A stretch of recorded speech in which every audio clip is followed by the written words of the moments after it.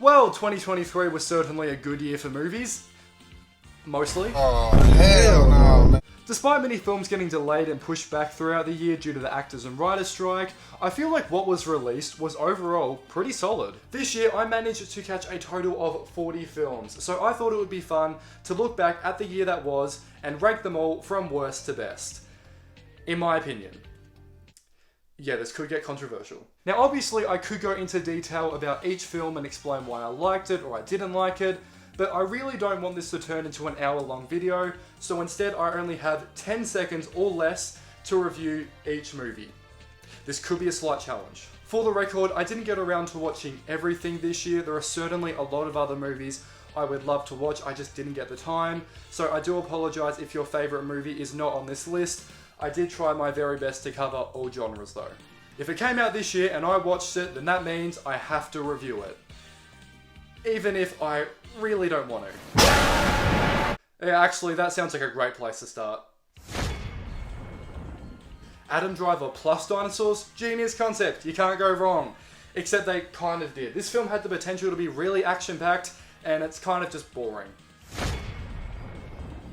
You telling me you have Eddie Murphy and Jonah Hill in your movie, two of the most hilarious actors, and it's still not funny? What happened here? The third act is great, it's just a shame the rest of the movie couldn't maintain that. Again, great cast, it's just painfully unfunny. Marvel, are you seriously telling me that the big bad you're trying to set up for the future of the MCU got defeated by a group of ants? Brave choice. Hey, I love the first one, I think it's one of DC's best, but the sequel kind of falls flat in my opinion. Love the characters, but I doubt we'll be seeing them again. It's just Freaky Friday, which isn't even a bad thing. For the most part, it's just a fun holiday movie that I enjoyed, but I'm not really in a rush to rewatch it. Definitely the best Wimpy Kid movie Disney Plus has put out, at least this actually had a complete story, but I don't know how many more of these Disney can release. This movie reminded me of the joyful experiences of being a theatre kid, and the stuff that will haunt me forever. Weird mix of PTSD, honestly. I was so invested in this romantic comedy until it became a generic action movie. Nevertheless, still had a pretty good time with it. I don't know, maybe it's just because I'm not really a Mario fan, but I really didn't feel much coming out of this movie. It's still enjoyable, but I don't know, it kind of just played it safe. Warner Bros? I mean, at least you released the movie, despite what happened, and it's pretty okay.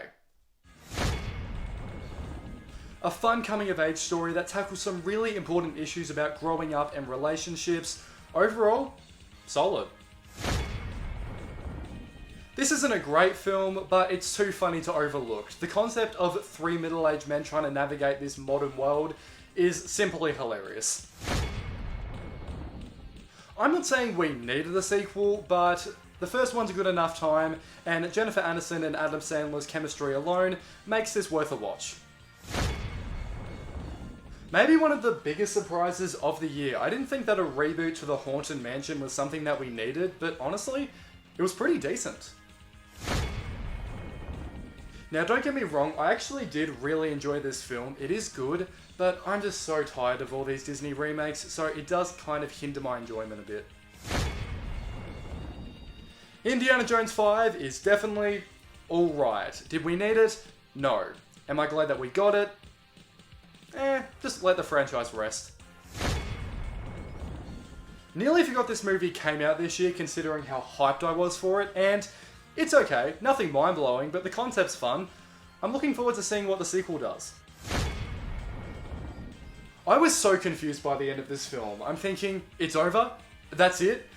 Definitely one of the most anxiety-inducing films of the year. Still very good though. I know absolutely nothing about the insane amount of Five Nights at Freddy's lore, so I don't know if that put me at a disadvantage going in, but either way, I still liked it. No Hard Feelings, the movie that was advertised as saving the comedy genre, and it's definitely good, don't get me wrong, but it's not my favourite comedy of the year. That goes to Joyride literally came out of nowhere, easily one of the best comedies of the year. It's entertaining, raunchy, surprisingly emotional, could not recommend enough. I mean, it does live up to its title. It's definitely a movie about a bear that does cocaine. And I loved every second of it. The Marvels is a ton of fun. The three leads alone carry this movie with their chemistry. Quick lesson, just because a movie doesn't do well financially doesn't mean it's bad. I can get past the fact that Blue Beetle is kind of generic because the family dynamics make this movie what it is. I really want to see more from these characters in the future. Why was this movie so satisfying to watch? For a movie based on a Roald Dahl book no one had really ever heard of, it goes way harder than it needs to. So good. While it did take a little bit of time to get invested with the complex story, once I did, you can really appreciate the gripping, thrilling crime aspect of the film. Highly entertaining. Did we really need another Teenage Mutant Ninja Turtles reboot? Yes, absolutely did. And this film proves it. Spectacular. I am so happy this film is getting the love it deserves. I don't really appreciate the hate Pixar are getting in recent times, because they're still putting out good quality movies, and Elemental is one of them. Gonna be completely honest, I had never seen any of the previous Rocky or Creed films, so I thought I was gonna be hella confused going into this, but nah. This film had me invested. I love when a film comes along and really makes you think, and Knock at the Cabin is exactly that. Perfect mixture of mystery and thriller, and it will have you invested until the credits.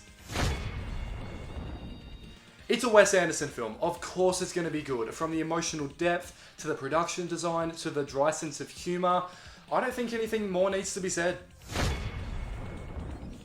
With the exception of the first, this is the best Scream movie. I loved it so much. I'm really looking forward to seeing what they do in the 7th... Oh, wait.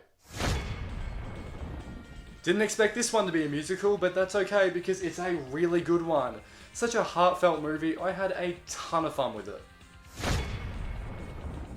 Gonna be honest, I'm not really a fan of either basketball or Nike, but Air is so inspiring. Definitely an unexpected highlight of the year. Check it out if you haven't already. If you had told me at the start of the year that Barbie was going to be my 5th favourite film of the year, I genuinely wouldn't believe you. But no, I unironically love this film. I watched this one in IMAX. Front row, might I add. My neck was very sore afterwards, but I did thoroughly enjoy it. Who knew that watching men in suits talk about science for 3 hours would be so entertaining? Just as you thought that Spider-Verse couldn't get any better, this banger comes along. Story, animation, plot, characters, all amazing. Cannot stress it enough. Oh damn, this one had me on the edge of my seat, despite the fact I actually had read the book. Amazing performances, love seeing this world come to life on the big screen. Who would have thought that a movie about a raccoon would be my favourite of the year, but no. This movie is incredible, it isn't even a hot take. Amazing send-off to these characters, loved it. Well, there you go, they are all the movies that I saw this year. Again, I obviously couldn't get around to watching all of them, but I was very happy with the ones that I did end up watching, because honestly, on this list, there wasn't a movie that I found genuinely bad. I mean, there's obviously some that I like more than others, but there were none that I hated.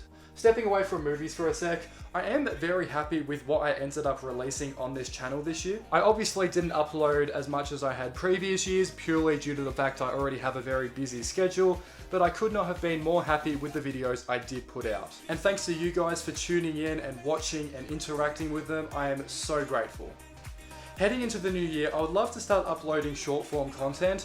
I love incorporating little skits into my videos because I think it makes it so much more entertaining. So having the platform to actually create those videos is a really exciting opportunity, and I'm looking forward to putting some of those out next year.